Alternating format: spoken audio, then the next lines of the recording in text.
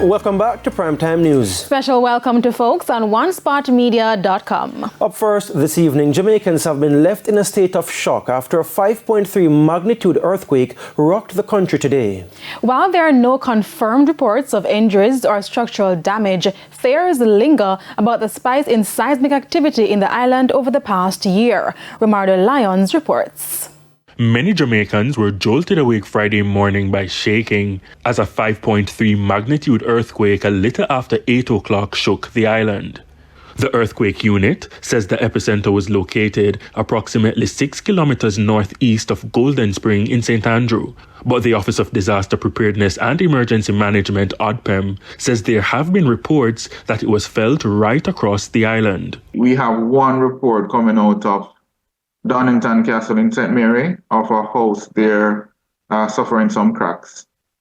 So that is to be officially confirmed. And an unconfirmed report of a gentleman that was in a tree. We don't really have the location, but my team is doing some checks, and that he was in the tree while at the point of the earthquake, and a limb broke and he suffered I think a broken hip. There have been multiple small earthquakes recently. We are extremely prone to earthquakes, and a big one can happen at any time. Once you're in an earthquake zone, the large one can happen at any time. So what you'll have is constant tremors. We have way in excess of 200 tremors per annum.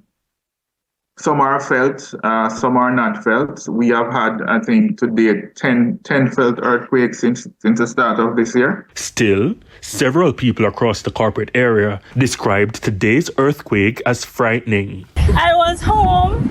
I was trying to pull out my hair, and I feel the house shaking. Like, I said, hold on, what's going on?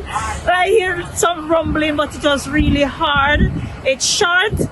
But then I realized what's going on. I was sitting down at the doctor office and I felt it. Just run under the earth and then the chair rocked 2 times. I was in my room, right, when suddenly the whole world started shaking. So I jumped down off the bed, under the bed, and hid under there, but nothing else happened. I stayed under there for about half an hour and then my phone started ringing. Everybody from foreign asking me if I was okay. 2 women among the minority said they weren't really fazed by the shaking because it didn't last very long. Nothing. I just know that the earthquake was coming. I felt it, and that was it.